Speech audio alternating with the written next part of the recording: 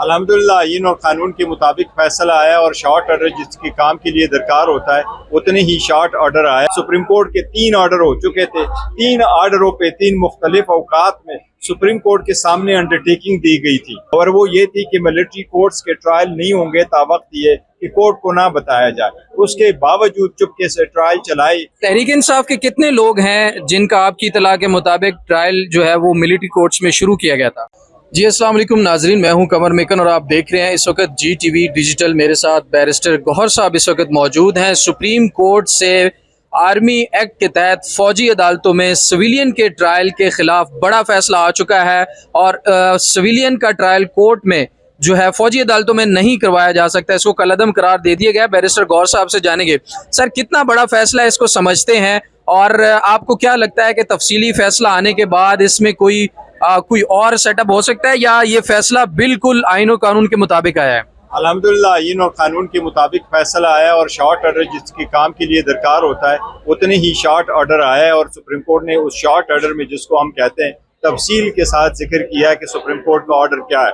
Supreme court ने जो section 4 है उसको अल्ट्रा वायरस डिक्लेयर कर लिया कि ये आईन के खिलाफ है। सुप्रीम कोर्ट ने स्पेसिफिकली डिक्लेयर कर लिया कि 9 और 10 मई के जो मुल्ज़िमान पे केसेस चल रहे थे वो अगर चले, कोई ऑर्डर हुए हैं, वो नल एंड वाइड है और उनका ट्रायल अदालतों में होगा जो आम शहरियों के उन केसेस में होते हैं और उनका ट्रायल किसी मिलिट्री कोर्ट में नहीं चलेगा। अल्हम्दुलिल्लाह एक बहुत अच्छा डिसीजन है और हम उसको बहुत अच्छी तरीके से देखते हैं। देखिए हुकूमत सारी थ्रू आउट इस प्रोसेस सुप्रीम कोर्ट के साथ भी धोखा कर रही थी। सुप्रीम कोर्ट के 3 ऑर्डर हो चुके थे। 3 ऑर्डरों पे 3 मुख्तलिफ औकात में सुप्रीम कोर्ट के सामने अंडरटेकिंग दी गई थी और आखिरी अंडरटेकिंग ये थी कि ये अंडरटेकिंग सारे इदारों के सरबराहान से पूछ के उन सब की इंस्ट्रक्शन के बाद दी गई थी और वो ये थी कि मिलिट्री कोर्ट्स के ट्रायल नहीं होंगे तावक्त ये कि कोर्ट को ना बताया जाए। उसके बावजूद चुपके से ट्रायल चलाई।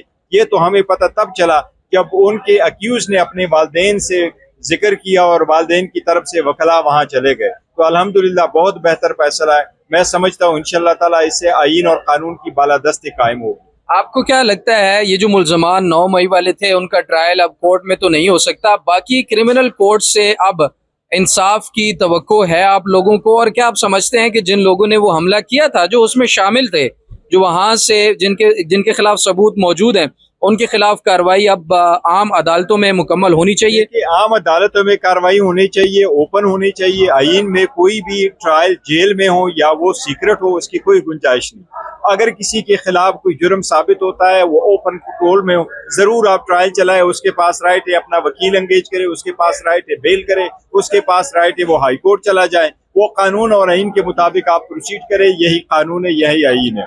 लेकिन इसके माँ सिवा वो सीक्रेट तरीके से खत्म हुआ, ये एक बड़ी कामयाबी है। आप इसको कैसे देखते हैं, जो पहले से ट्रायल शुरू कर दिया गया था उस ट्रायल का फ्यूचर अब क्या होगा, और अगर कोई फैसला सुना दिया गया हुआ तो उसको किस नजर से देखते हैं? देखो अभी तक कोई फैसला हमारे इतला के मुताबिक सुनाया नहीं गया था। अलबत्ता इस अक्टूबर में ट्रायल शुरू हो चुका था, वो अभी अंडर ट्रायल थे। सुप्रीम कोर्ट ने अपने ऑर्डर में इसकी बिल्कुल वजाहत कर दी है। वो सारी प्रोसीडिंग जो मिलिट्री अथॉरिटीज या मिलिट्री कोर्ट्स में चली वो नल एंड वाइड हो गई। अब उन लोगों का केस वहां से चलेगा जिस सिविलियन कोर्ट से उनकी कस्टडी ले गई थी, अब उनकी कस्टडी वापस होगी। तहरीक इंसाफ के कितने लोग हैं जिनका आपकी इतला के मुताबिक ट्रायल जो है वो मिलिट्री कोर्ट्स में शुरू किया गया था? देखो हुकूमत की अपने इतलात के मुताबिक 102 बंदे थे जिनके ट्रायल शुरू हो चुका है। वो थे जो उनकी कस्टडी में थे, उनमें से कुछ का ट्रायल शुरू हो चुका था। जी बहुत शुक्रिया बैरिस्टर गौहर हमसे बात करने के लिए। Thank you so much.